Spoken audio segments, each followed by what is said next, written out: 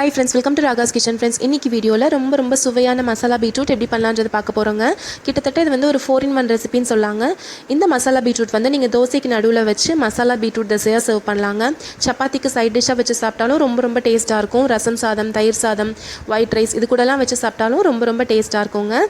இப்போ இதை செய்கிறதுக்கு நான் இன்றைக்கி ஒரு பெரிய சைஸ் பீட்ரூட் வந்து தோல் எடுத்துகிட்டு நல்லா பொடியாக கட் பண்ணி குக்கரில் ஒரு 4 விசில் கிட்ட வேக வச்சு வச்சுருக்கேங்க.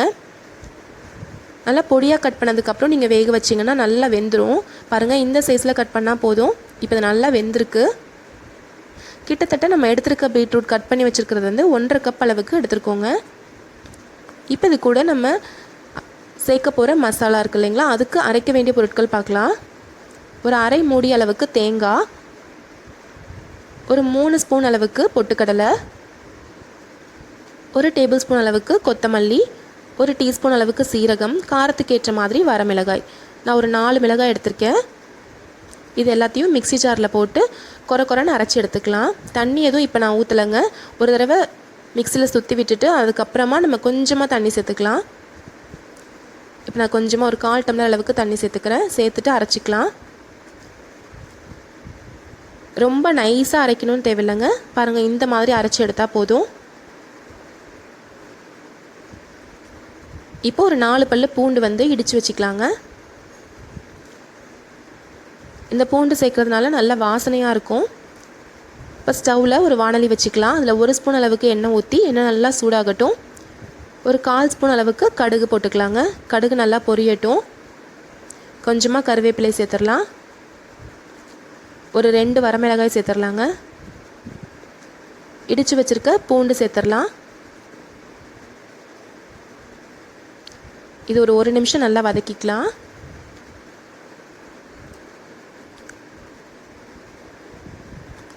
இப்போ இது கூட நம்ம வேக வச்சுருக்க பீட்ரூட்டை சேர்த்துடலாங்க.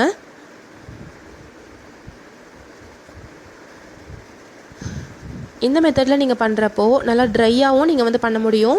இல்லைனா செமி கிரேவி மாதிரியும் நீங்கள் பண்ணிக்கலாங்க. இப்போ பீட்ரூட் சேர்த்துட்டு ஒரு 2 நிமிஷம் இதை வந்து நல்லா வதக்கிக்கலாங்க. ஏற்கனவே பீட்ரூட் நல்லா வெந்திருக்கு. ஒரு 2 நிமிஷம் வதக்குனா போதும். இப்போ தேவையான அளவுக்கு உப்பு சேர்த்துடலாம். உப்பு சேர்த்திட்டு ஒரு 2 நிமிஷம் நல்லா வதக்கிக்கோங்க. இப்போது நம்ம அரைச்சி வச்சுருக்க மசாலா சேர்த்துடலாங்க. நம்ம அரைச்ச மசாலா ஃபுல்லாகவே சேர்த்துட போகிறோம். சேர்த்துட்டு நல்லா வந்து கலந்து விட்டுக்கோங்க.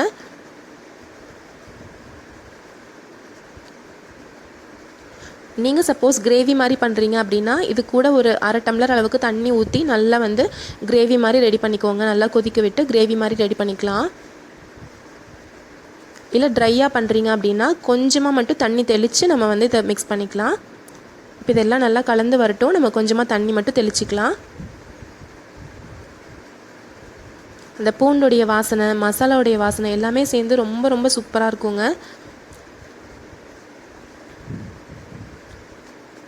நீங்களே இப்படி ரெடி பண்ணிவிட்டு ஒரு கப்பில் போட்டு சாப்பிட்ருவீங்க. உங்களுக்கே ரொம்ப பிடிச்சிருக்கும். இப்போ லைட்டாக தண்ணி தெளிச்சிக்கலாங்க. தண்ணி தெளித்து விட்டுட்டு ஒரு 1 நிமிஷம் நல்லா வந்து கலந்து விட்டுக்கலாம். இதெல்லாம் நல்லா சேர்ந்து வரட்டும்.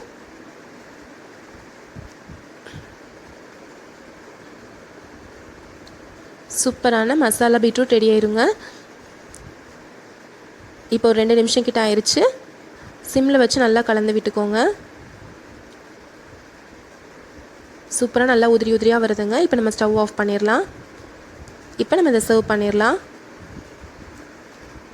நல்லா வாசனையாக சுவையான மசாலா பீட்ரூட் ரெடி ஆயிடுச்சுங்க. நீங்கள் இன்றைக்கி கண்டிப்பாக நீங்கள் ட்ரை பண்ணி பாருங்கள். இந்த ரெசிபி உங்களுக்கு பிடிச்சிருந்துச்சுன்னா நம்ம சேனல் ராகாஸ் கிச்சனில் ஒரு லைக் கொடுங்க. ஃப்ரெண்ட்ஸ் கூட ஷேர் பண்ணிக்கோங்க. சப்ஸ்கிரைப் பண்ணி வச்சுக்கோங்க. தேங்க்யூ.